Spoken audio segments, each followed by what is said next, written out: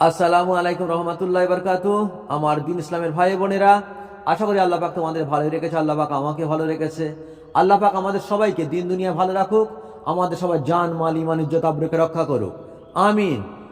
আজকে তোমরা শোনাবো আকাশ হইতে খাঞ্চা অবতরণের ঘটনা। আশা করি তোমরা শুনবে ইনশাল্লাহ। আউযুবিল্লাহি মিনাশ শাইতানির রাজিম। বিসমিল্লাহির রহমানির রহিম। মহা প্রজ্ঞাময় ও সর্বপ্রদাতা আল্লাহ তাআলা আল কোরআনে ইরশাদ করিয়াছেন, আর যখন আমি হাওয়ারি দিগকে আদেশ দিয়াছিলাম তোমরা আমার প্রতি এবং রাসূলের প্রতি ঈমান আনয়ন করো, তাহারা বলিল, আমরা ঈমান আনয়ন করিলাম এবং আপনি সাক্ষী থাকুন যে আমরা পূর্ণ অনুগত। সেই সময়টুকু স্মরণীয় যখন হাওয়ারিগণ আরজ করিল, হে ঈসা ইবনে মরিয়ম, আপনার প্রভু কি এইরূপ করিতে পারেন যে আমাদের প্রতি আকাশ হইতে কিছু খাদ্য নাজিল করিবেন? তিনি বলিলেন, আল্লাহকে ভয় করো যদি তোমরা মুমিন হইয়া থাকো। তাহারা বলিল, আমরা ইহা চাই যে ইহা হইতে ভক্ষণ করি এবং আমাদের অন্তরসমূহ সম্পূর্ণ শান্ত হইয়া যায় এবং আমাদের এই বিশ্বাস আরও দৃঢ় হয় যে আপনি আমাদের নিকট সত্য বলিয়াছেন এবং আমরা সাক্ষ্য প্রদানকারীদের অন্তর্ভুক্ত হই। ঈসা ইবনে মরিয়ম দোয়া করিলেন, হে আল্লাহ, হে আমাদের প্রতিপালক, আমাদের প্রতি আকাশ হইতে খাদ্যের খাঞ্চা নাজিল করুন, যেন উহা আমাদের জন্য, আমাদের মধ্যে যাহারা প্রথম এবং যাহারা শেষ, সকলের জন্য একটি আনন্দের বিষয় হইয়া যায় এবং আপনার পক্ষ হইতে একটি নিদর্শন হইয়া যায়। আর আপনি আমাদিগকে প্রদান করুন এবং আপনি সমস্ত প্রদানকারী হইতে শ্রেষ্ঠ। আল্লাহ তাআলা বলিলেন, আমি এই খাদ্য তোমাদের প্রতি নাজিল করিব, অনন্তর তোমাদের মধ্যে হইতে যে ব্যক্তি ইহার পরে কৃতজ্ঞতা দেখাইবে, তবে আমি তাহাকে এমন শাস্তি প্রদান করিব যে এইরূপ শাস্তি বিশ্ববাসীদের কাহাকেও প্রদান করিব না। সূরা মায়েদা 111 থেকে 115 নম্বর আয়াত। সেই সময়টুকু স্মরণীয় যখন হাওয়ারিগণ হযরত ঈসা আলাইহিস সালামের নিকট আরজ করিল, হে ঈসা ইবনে মরিয়ম আলাইহিস সালাম, আপনার প্রভু কি এই রূপ করিতে পারেন যে আমাদের প্রতি আকাশ হইতে কিছু রান্না করা খাদ্য নাজিল করিবেন? এই রূপ করিতে তো কোনো বাধা নাই। তদুত্তরে তিনি বলিলেন, আল্লাহ তাআলাকে ভয় করো যদি তোমরা মুমিন হইয়া থাকো। অর্থাৎ তোমরা তো মুমিন, তাই আল্লাহকে ভয় করো এবং অনর্থক মোজেয়ার ফরমায়েশ করিও না, কেননা ইহা বেয়াদবি। তাহারা বলিল, বেয়াদবিমূলক অনর্থক ফরমায়েশ করা আমাদের উদ্দেশ্য নহে, বরং কয়েকটি যুক্তিতে আমরা এই দরখাস্ত করিতেছি। প্রথমত, আমরা ইহা চাই যে বরকত হাসিল করিবার জন্য উহা হইতে ভক্ষণ করি, এবং দ্বিতীয়ত, বরকত হাসিল করিয়া আমাদের অন্তরসমূহ ঈমানের ব্যাপারে সম্পূর্ণ শান্ত হইয়া যায় এবং শান্ত হওয়ার অর্থ হইল আমাদের বিশ্বাস আরও দৃঢ় হয় যে আপনি রেসালাতের দাবিতে আমাদের নিকট সত্য বলিয়াছেন। কেননা প্রমাণ যত বেশি হয়, দাবির প্রতি বিশ্বাস তত গাঢ় হইতে থাকে।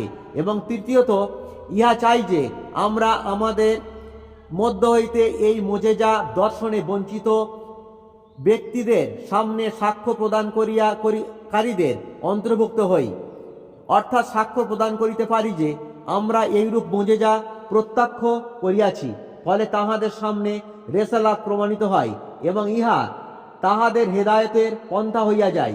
ঈসা ইবনে মরিয়ম আলাইহিস সালাম যখন দেখিলেন তাহাদের আবেদনের উদ্দেশ্য সৎ, তাই আল্লাহর নিকট দোয়া করিলেন, হে আল্লাহ, হে আমাদের প্রতিপালক, আমাদের প্রতি আকাশ হইতে খাদ্যের খাঞ্চা নাজিল করুন, যেন উহা আমাদের জন্য, আমাদের মধ্যে যাহারা বর্তমান প্রথম যুগে আছে এবং যাহারা শেষ যুগে আসিবে, সকলের জন্য একটা আনন্দের বিষয় হইয়া যায়।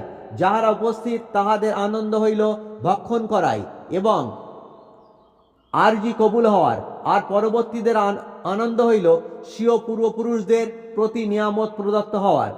আর ইহা মুমিনদের জন্য নির্দিষ্ট এবং আমার নবুয়তের প্রতি আপনার পক্ষ হইতে একটি নিদর্শন হইয়া যায়, তা যাহার ফলে মুমিনদের বিশ্বাস বৃদ্ধি পাইবে এবং উপস্থিত ও অনুপস্থিত প্রত্যাখ্যানকারীদের উপর প্রমাণস্বরূপ হইবে।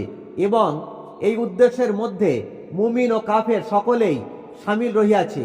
আর আপনি আমাদিগকে এই খাঞ্চা প্রদান করুন এবং আপনি সমস্ত প্রদানকারী হইতে শ্রেষ্ঠ, কেননা সকলের স্বীয় স্বার্থের জন্য প্রদান করে। আপনি প্রদান করুন গ্রহীতার স্বার্থের জন্য। তাই আমরা নিজেদের স্বার্থের জন্য আপনার নিকট খাঞ্চা অবতরণের আবেদন করিতেছি। আল্লাহ তাআলা তদুত্তরে বলিলেন, হে নবী, আপনি তাহাদিগকে বলিয়া দিন, আমি এই খাদ্য আকাশ হইতে তোমাদের প্রতিদান করিব।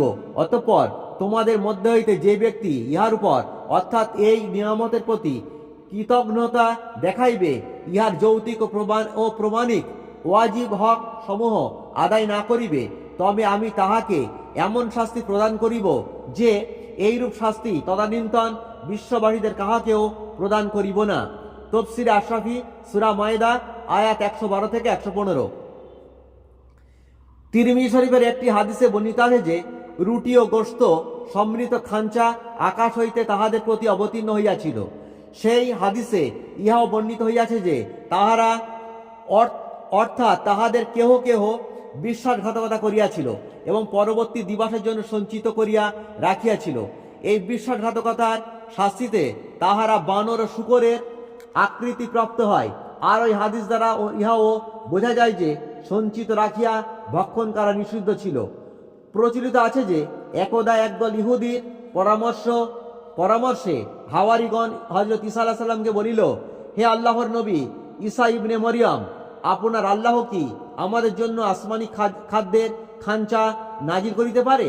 ইহা শুনিয়া হযরত ঈসা আলাইহিস সালাম অত্যন্ত দুঃখিত হইয়া স্বীয় কওমকে লক্ষ্য করিয়া বলিলেন, তোমরা যদি আল্লাহ তাআলার প্রতি বিশ্বাসী হইয়া থাকো তবে আল্লাহ তাআলাকে ভয় করো। তোমরা কি বিশ্বাস করো না যে আল্লাহ পাক সর্বশক্তিমান? তদুত্তরে হাওয়ারিগণ বলিল, আমরা আল্লাহর কুদরতে অবিশ্বাস করিতেছি না, তবে আমাদের একান্ত বাসনা হইল আল্লাহর কুদরতে অবিশ্বাস করিতেছি না, তবে আমাদের একান্ত বাসনা হইল আল্লাহর তরফ হইতে প্রেরিত খাদ্য খাইয়া তৃপ্তি লাভ করি ও অধিক পরিমাণে তাহার শুকরিয়া আদায় করি। অদকন্ত আপনার এই মোজেজা দেখিলে বনি ইসরাইল ও অর্থাৎ ইহুদিগণ আপনাকে আল্লাহ তাআলা নবী বলিয়া বিশ্বাস করিবে। ওই দিনই হযরত ঈসা আলাইহিস সালাম তাহার উম্মতদিগকে ও কতক ইহুদিকে সঙ্গে লইয়া কোথায় গমন করিতেছিলেন। পথিমধ্যে ইহুদিদের প্ররোচনায় হযরত ঈসা আলাইহিস সালামের উম্মতগণ তাহার নিকট ঐরূপ প্রস্তাব করিল। ইহুদিদের মনে বিশ্বাস জন্মাইবার জন্য হযরত ঈসা আলাইহিস সালাম আল্লাহর দরবারে প্রার্থনা জানাইলেন, হে আমার প্রতিপালক, আপনি আসমান হইতে আমাদের জন্য একটি খাদ্যের খাঞ্চা নাজিল করুন। মোট কথা হযরত ঈসা আলাইহিস সালাম আল্লাহর নিকট দোয়া করিতে লাগিলেন। দোয়া শেষ হওয়া মাত্রই তাহার নিকট আল্লাহ তাআলা ওহী প্রেরণ করিলেন, হে ঈসা, তুমি তোমার কওমকে জানাইয়া দাও, আমি তাহাদের জন্য খাদ্যের খাঞ্চা নাজিল করিব, কিন্তু ইহার পরেও যদি কুফরি করে তবে তাহাদিওকে আমি ভয়ানক শাস্তি প্রদান করিব।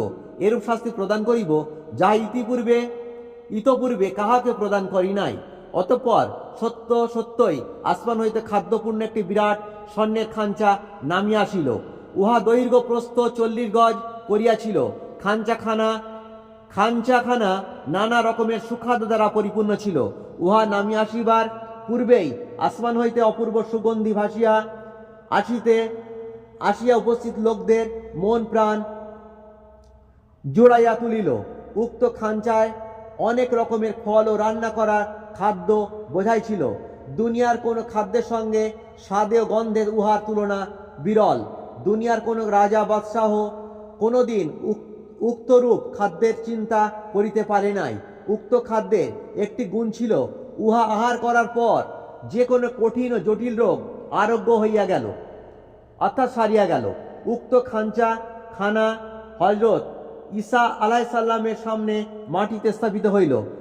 খানার ভিতরে খাদ্যসমূহ বিরাট এক ঢাকনা দ্বারা আবৃত ছিল। তাহা উহার ভিতরের খাদ্য কেহই দেখিতে পাইল না। খাঞ্চা জমিনে নামিয়া আসা মাত্রই হযরত ঈসা আলাইহিস সালাম সেজদায় পতিত হইয়া আল্লাহ তাআলা শুকরিয়া আদায় করিলেন। ততঃপর হাওয়ারীদিগকে লক্ষ্য করিয়া বলিলেন, তোমাদের মধ্যে যে সর্বাধিক মোত্তাকি ও পরেজগার সেই এই খাঞ্চার ঢাকনা উত্তোলন করিবে। হাওয়ারীগণ হযরত ঈসা আলাইহিস সালামকে ঢাকনা খুলিবার জন্য অনুরোধ করিলেন।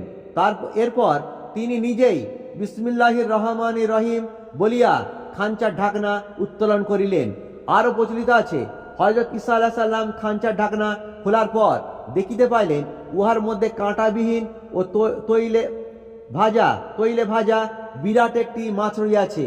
মাছটি দুনিয়ার মাছের ন্যায় ছিল, কিন্তু উক্ত মাছটির দুই পাশে বিরাট বিরাট 5খানা রুটি ও প্রত্যেক রুটির উপর জয়তুনের তৈল 5টি আনার এবং 5টি খোরামা রহিয়াছে। ইহা দেখিতে পাইয়া হযরত ঈসা আলাইহিস সালামে সামাউন নামক উন্মত তাহাকে জিজ্ঞাসা করিলেন, হে আল্লাহর নবী, এ সমস্ত নিয়ামত কি দুনিয়ার না বেহেশতের? তদুত্তরে হযরত ঈসা আলাইহিস সালাম বলিলেন, ইহা দুনিয়ারও ও নহে, বেহেশতেরও নহে। এ খাদ্য আল্লাহ তাআলার আকাশ হইতে নাজিল করিয়াছেন। আল্লাহ তাআলা আকাশ হইতে নাজিল করিয়াছেন। এরপর হযরত ঈসা আলাইহিস সালাম উপস্থিত লোকদিগকে সম্বোধন করিয়া বলিলেন, তোমাদের জন্যই আল্লাহ পাক এই সব নিয়ামত পাঠাইয়াছেন, সুতরাং তোমরা সকলে ইহা আহার করো এবং আল্লাহর শুকর করো। হাওয়ারীগণ ঈসা আলাইহিস সালামকে প্রথম ইহা হইতে খাইতে বলিলেন। তদুত্তরে তিনি বলিলেন, না, আমি ইহা হইতে খাইব না। যাহারা এই খাদ্য চাহিয়াছিল তাহাদের জন্য ইহা আসিয়াছে, আর তাহারা ইহা খাইবে। হযরত ঈসা আলাইহিস সালাম উহা খাইতে অস্বীকার করায় উপস্থিত লোকগণের মনে সন্দেহ হইল যে হযরত ঈসা আলাইহিস সালাম ইহাতে কোনো অনিষ্ট রহিয়াছে ইত্যাদি। অতঃপর ঈসা আলাইহিস সালাম গরিব মিসকিন দিগকে ডাকিয়া আনিয়া উক্ত খাদ্য হইতে খাওয়াইতে আরম্ভ করিলেন, আর তাহাতে তাহাদের রোগ ব্যাধি ভালো হইতে লাগিল। এমনকি এই নিয়ামতি খাদ্যের ওসিলায় ভালো হইয়াও গেল। ধনী লোক সকল ছাড়া অপরাপর লোকেরা এই খাদ্য আহার করিল। সারাদিন অগণিত লোক খাদ্য খাওয়া সত্ত্বেও খাঞ্চার খাদ্য কমিল না। বর্ণিত আছে যে ওই খাঞ্চা একাদিক্রমে 40 দিন পর্যন্ত প্রত্যাহ সকালে আসিত এবং সন্ধ্যার সময় পুনরায় আকাশে উঠিয়া যাইত। আল্লাহ তাআলা হযরত ঈসা আলাইহিস সালামকে ওহীর মাধ্যমে জানাইলেন যে, তুমি সকলকে আহ্বান করিলে ও গরিব, মিসকিন, ইয়াতিম, রোগগ্রস্ত লোকগণ ব্যতীত ইহা আহার করিবে না। এই কথা শুনিয়া ধনবান লোকেরা বলিতে লাগিল, ইহা কখনো আসমান হইতে আসে নাই এবং ইহা আল্লাহ প্রেরিত খাদ্য নহে। নিশ্চয় ঈসা আলাইহিস সালাম ইহা জাদুর প্রভাবে আনয়ন করিয়াছে। অতঃপর হযরত ঈসা আলাইহিস সালামের প্রতি পুনরায় ওহী আসিল, তাহাদের প্রার্থনা অনুযায়ী আমি খাদ্য প্রেরণ করিয়াছি। এখন আমি আমার পূর্বের প্রতিশ্রুতি অনুযায়ী অস্বীকারীদের উপর ভীষণ গজব নাজিল করিব। আজকে এখানে রাখলাম। আসসালামু আলাইকুম ওয়া রাহমাতুল্লাহি ওয়া বারাকাতুহু।